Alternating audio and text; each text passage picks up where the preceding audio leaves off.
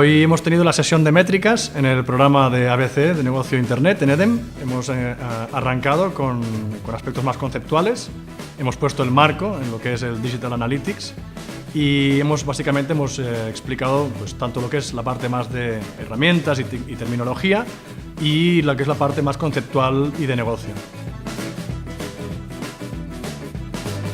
Lo que nosotros intentamos es que los alumnos, cuando terminen, pues no conozcan la terminología y la tecnología,